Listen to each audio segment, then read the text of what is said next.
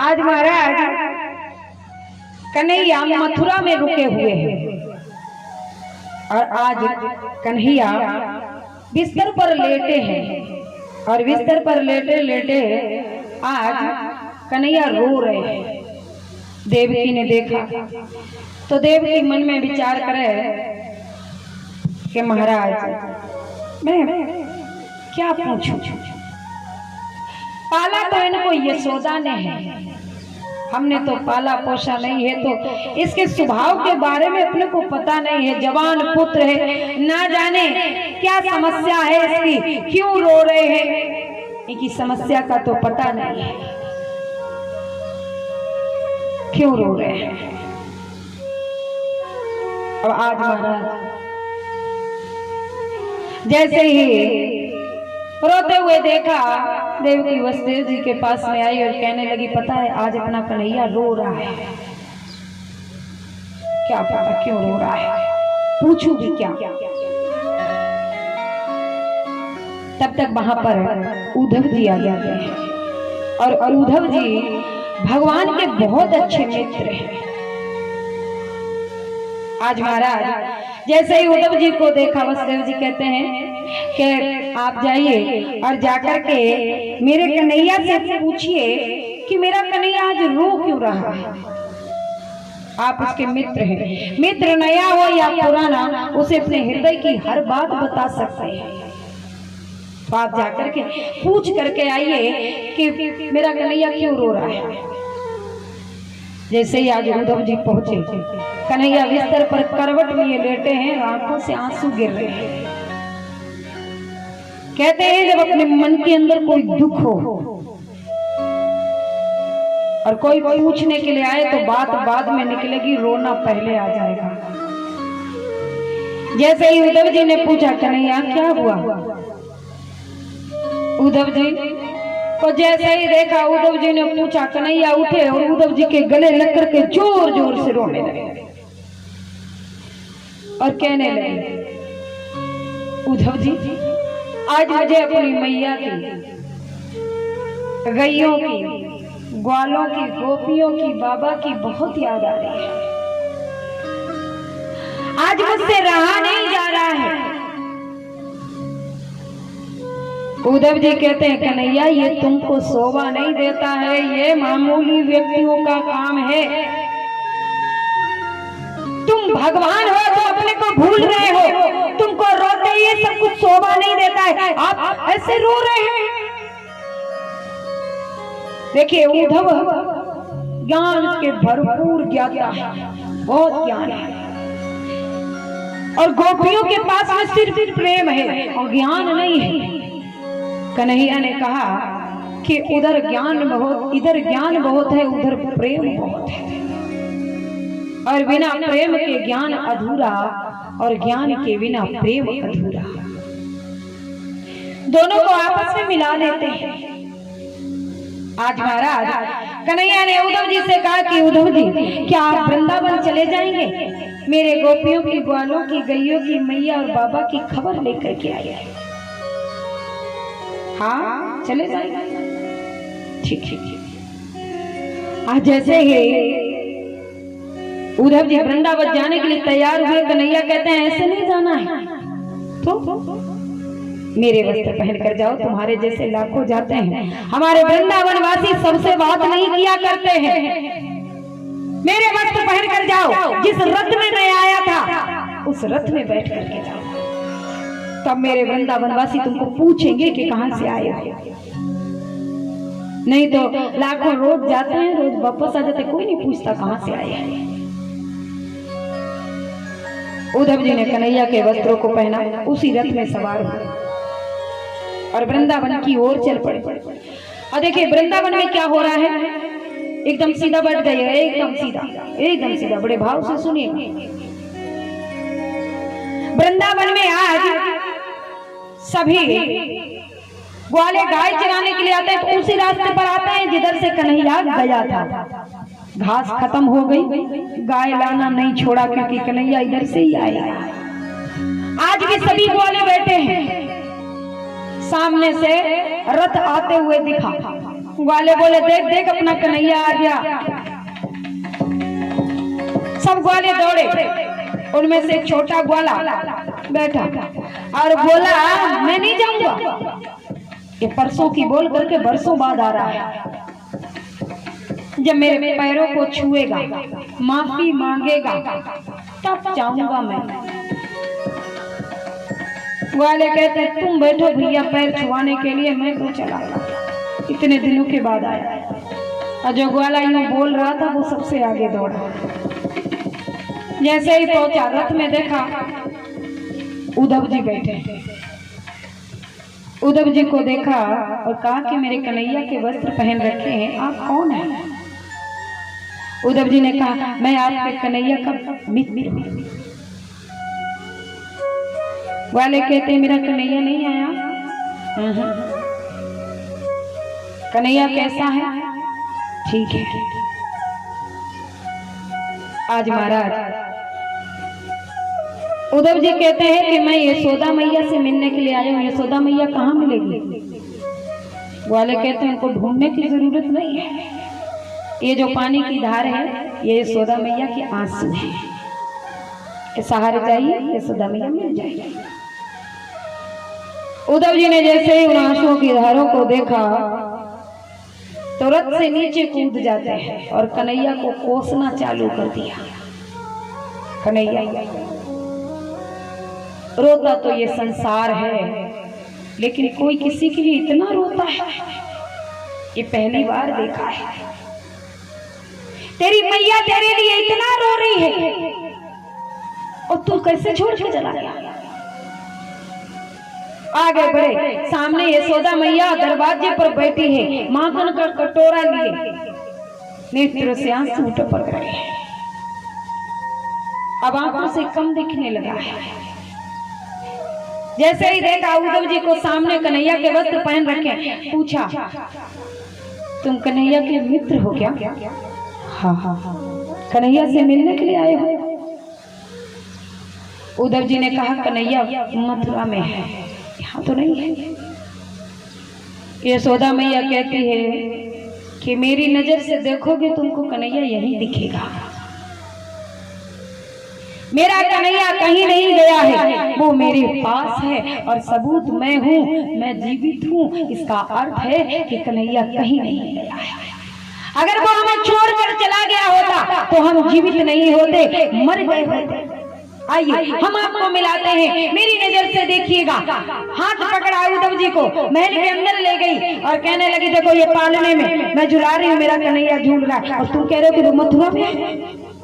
ये देखो मैं रसोई के अंदर भोजन बना रही हूँ, मेरा कन्हैया मुझसे भोजन मांग रहा है और तुम कहते हो कि वो वहां है। ये देखिए मेरा कन्हैया ओखल से बंधा हुआ है, मैंने बांधा है। तुम कहते हो कि वो मेरा बंध छुड़ा करके चला गया है, वो मथुरा में है। अरे नहीं जी, वो यही है। वो देखिए मटकियां तोड़ रहा है और आप कहते हैं वो है। जैसे ही देखा नंद बाबा ने आकर के हाथों को छुड़ाया और कहा उद्धव जी क्षमा कर दीजिए, जब से कन्हैया गया है बावली हो गई है, पागल हो गई है, सबके साथ ऐसा ही दुर्व्यवहार करती है, दोष इसका नहीं है। आज महाराज यशोदा पूछती है कि क्या मेरा कन्हैया वापस आने के लिए बोल नहीं रहा है? क्या वो वापस नहीं आएगा? यशोदा मैया कहते हैं उद्धव जी जब मेरा कन्हैया रोता था तो मैं रसोई में भोजन बनाती तो मैं भोजन छोड़ देती बीच में और उसको होद उठा लेती। जब मेरा कन्हैया रोता तो मैं बड़े बड़े कामों को ठोकर मार देती, लेकिन उसको रोने नहीं देती थी। आज मैं रो रही हूँ और वो इतना क्या जरूरी मथुरा में काम है जो अपनी मैया के लिए आ नहीं सका वापस, तुमको भेज दिया। उद्धव जी कहते हैं कि देखो वो आपका पुत्र नहीं, वो भगवान है। नंद बाबा कहते हैं कि बस उद्धव जी ये मत कहिए कि वो भगवान है।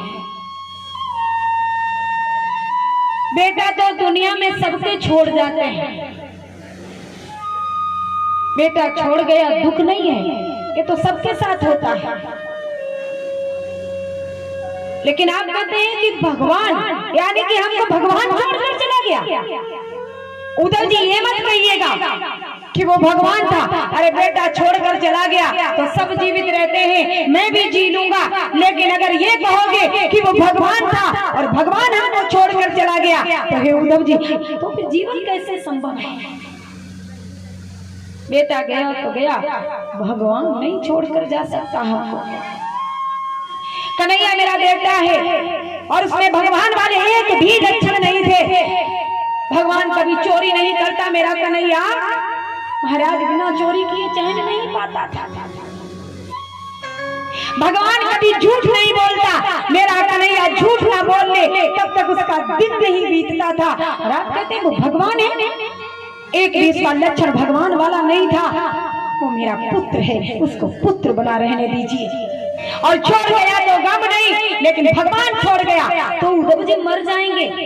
भगवान नहीं छोड़कर जा सकता है, बेटा छोड़कर चला गया है, वो मेरा बेटा था। आज उद्धव जी के पास में कोई उत्तर नहीं है बात का, चुपचाप खड़े हैं। और उद्धव जी भगवान को ही कोस रहे हैं कि मुझे कहां फंसा को समझाते हैं तो ये हमको उल्टा समझा देते हैं। इनको रोने के लिए रोकते हैं तो ये हमें उल्टा रुला देते हैं। उद्धव जी कहते हैं कि हे कन्हैया, तेरी जगह यदि मैं होता तो वृंदावन कभी जीवन में छोड़कर नहीं जा सकता था, तू चला गया। नंद बाबा के पैरों में खून निकलते हुए देखा तो कहा कि नंद बाबा देखिए आपके पैरों से खून बह रहा है। नंद बाबा कहते हैं कि मैं जब घर से बाहर निकलता तो मैं जूतियां भूल जाता और मेरा कन्हैया बाहर आता सर पर जूतियां रख कर के कहता बाबा जूतियां भूल रहे हैं, आप पहना चाहिए।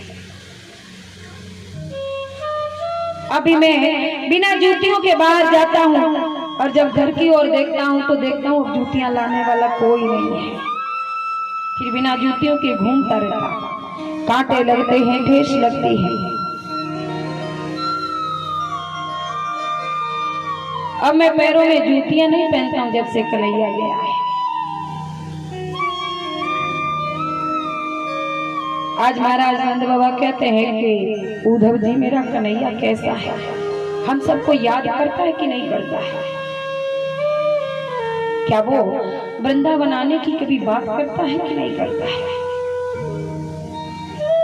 उद्धव जी कहते हैं आपको बहुत याद करता है और आप लोगों के लिए बहुत रोता भी है।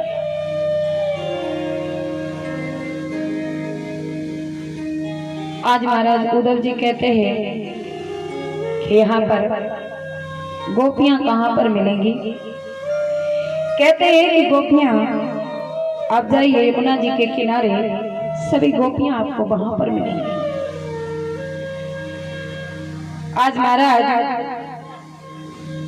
उद्धव जी वहां से निकलते हैं, गोपियां आज यमुना जी के किनारे बैठी हैं और सभी गोपियां जैसे रथ आते हुए देखती हैं तो वही सोने का रथ है जिसमें कन्हैया गया था। रथ को सामने से आते हुए जैसे ही देखा, गोपियां कहती है देखो देखो वो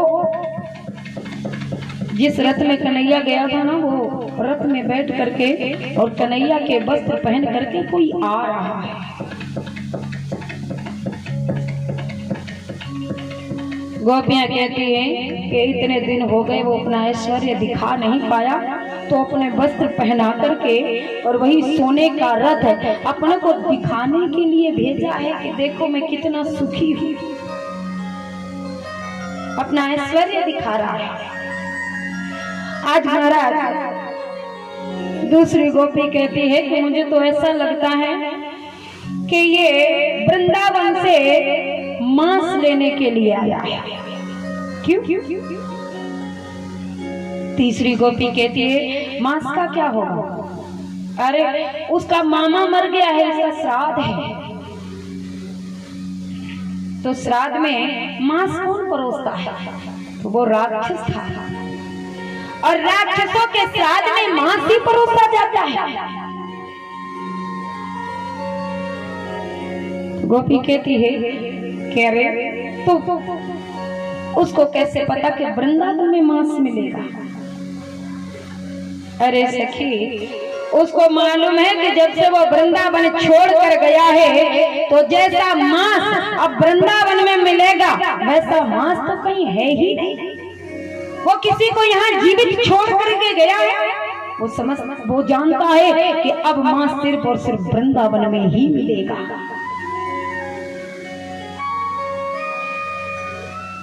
अब महाराज उनमें से पांच में गोपी कहती है कि तो अपने ऐसा करते हैं कि अपना कलेजा निकाल कर देंगे इसको। अपने नहीं जा सकते लेकिन अपना हृदय जाएगा, और अपना कलेजा जब महाराज परोसा जाएगा तो अपने मामा के श्राद्ध में वो कन्हैया भी तो बैठा होगा, और अपने सभी के हृदय को पहचान जाएगा। हम ना सही लेकिन अपना हृदय तो कम से कम उससे मिल सकेगा, एक बार अपना हृदय उसको देख तो सकेगा, और कन्हैया भी पहचान लेगा कौन कौन सी गोपी का ये हृदय है। आज गोपियां रोती और बिलखती है। देखिए आज गोपियों की वैसी ही दशा है जैसे मीराबाई भगवान की पूजा करते करते ईश्वर का नाम लेते लेते परेशान हो गई। संध्या का समय हो गया लेकिन भगवान नहीं आए। मीराबाई दुखी हो और कहने कि देखो अभी तक कन्हैया आया नहीं। पेड़ पर बैठा हुआ एक कौवा बोलने लगा, और जैसे ही वो कौवा बोला तो मीराबाई कहती है तुझे भूख लगी है, तू मेरा कलेजा लेकर के जा, और वहां पर खाना जहां कन्हैया बैठा नोच नोच करके मेरे कलेजे को खाना। आज महाराज मीराबाई कहती है कागले से किस प्रकार की जो मैं धरूं और कागा तू ले जा। आज मीराबाई कहती है कि मैं अपना कलेजा तुझे निकाल कर देती हूँ, तुझको भूख लगी है ना तो मेरा कलेजा ले जा, लेकिन कहाँ खाना।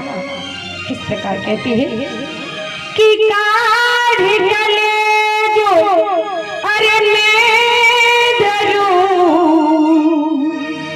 अरे कागा तू ले जा, अरे जान दिशा मारतिया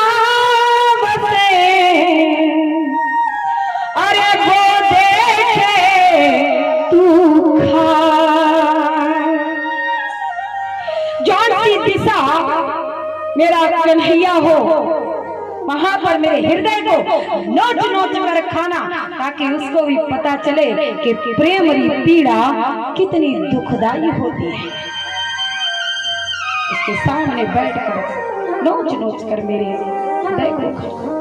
आज गोपियों की भी वैसी ही दशा है, और गोपियां कहती है कि कन्हैया हृदय मानता नहीं है, तेरी बड़ी याद आती है, क्या करूं मेरे से रहा नहीं जाता है। एक बार कन्हैया आकर के मुझसे मिल, तेरे बिना जीवन संभव नहीं है, तेरे इंतजार में न मर पा रहे हैं न जी पा रहे हैं। आज गोपियां रोती हैं और कहते हैं कि कन्हैया तुम्हारी याद आती है, तुम्हारी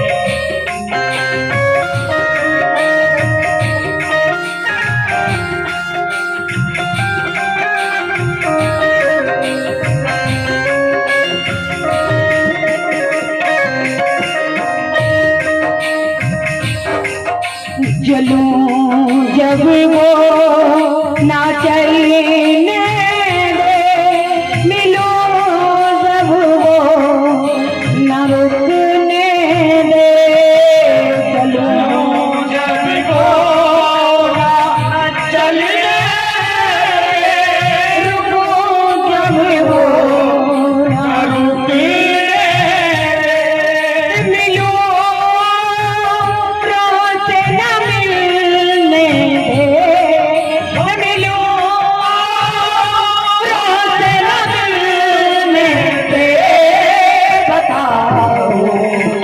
क्या करे मोहन, तुम्हारी यादें आती है, बताओ क्या करे मोहन।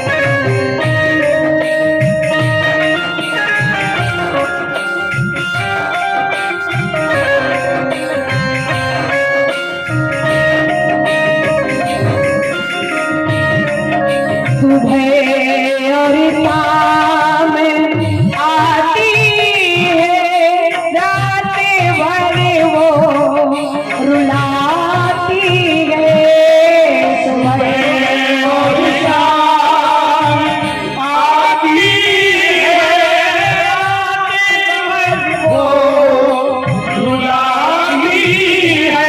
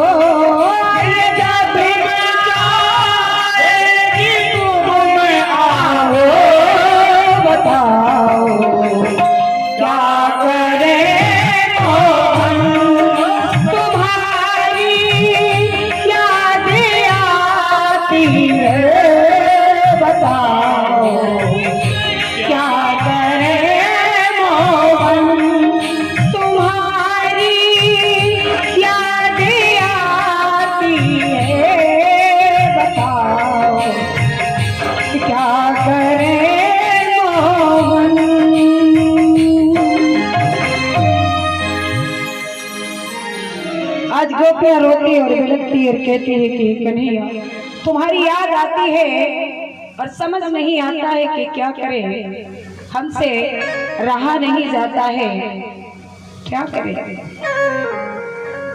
आज सभी गोपियां रोती। जैसे ही उद्धव जी ने गोपियों को रोते हुए देखा तो गोपियों को सभी को समझाया कि हे गोपियों, जितना प्रेम तुम कन्हैया से करती हो उतना कन्हैया तुमसे प्रेम नहीं करता है। आज महाराज गोपियां कहते हैं कि उद्धव जी, हमने ये कभी नहीं चाहा कि जितना प्रेम हम कन्हैया से करते कन्हैया भी हमसे उतना ही प्रेम करे, ऐसी मेरी कोई मांग नहीं रही है। लेकिन अगर आप ये समझाएं कि हम उससे प्रेम करना छोड़ दें तो हे उद्धव ये संभव नहीं है, हम उससे प्रेम करना नहीं छोड़ सकते हैं। मेरा हृदय उसके पास में है, ये जरूरी नहीं कि प्रेम बराबरी का हो। अगर हम कन्हैया को पाना चाहते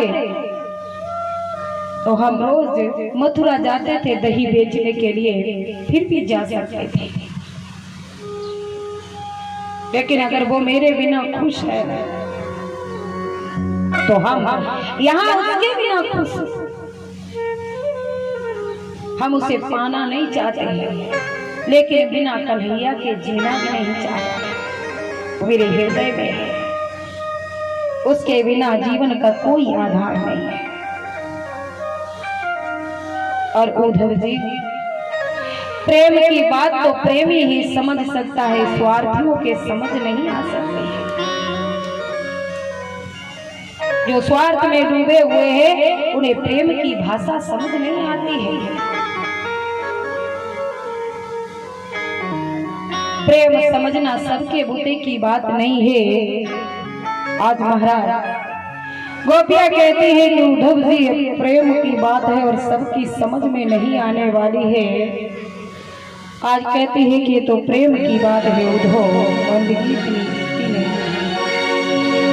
ये तो प्रेम की बात है उद्धव, ये तो प्रेम की बात है उद्धव, बंदगी तेरे बस की नहीं है।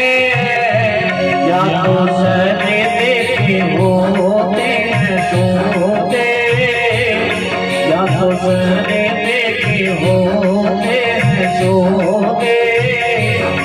आशिकी इतनी सस्ती नहीं है, ये तो प्रेम की बात है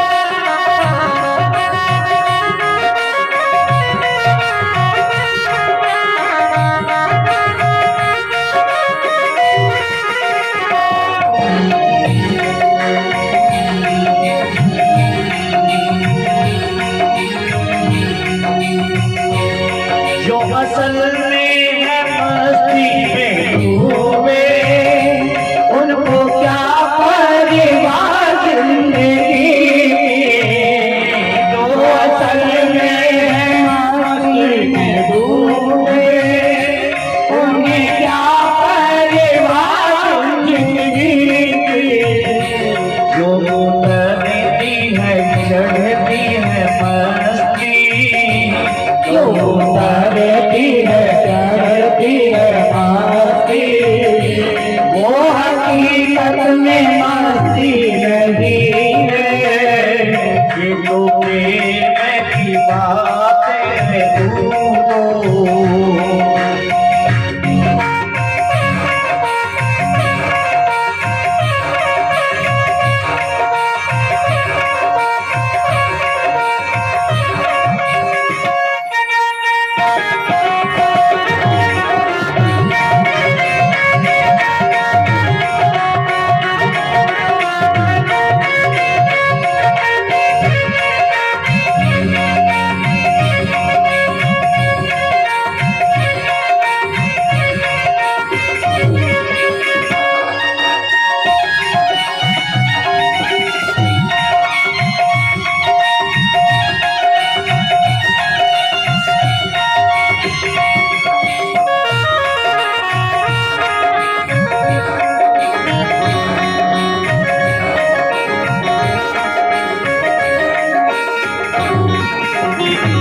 जिनकी नजरों में है शाम प्यारे, वो तो रहते हैं जग से नियारे। जिनकी नजरों में है शाम प्यारे, वो तो रहते हैं जग से नियारे। जिनकी नजरों में मोहन शनाए, जिनकी नजरों में मोहन समाए, वो नजर फिर तरसती नहीं है, ये तो प्रेम की बात है दो, मेरी तेरे बस की नहीं है, या तो सर देखे होते हैं सोते, आज की इतनी सस्ती नहीं है, ये तो प्रेम की बात है दो।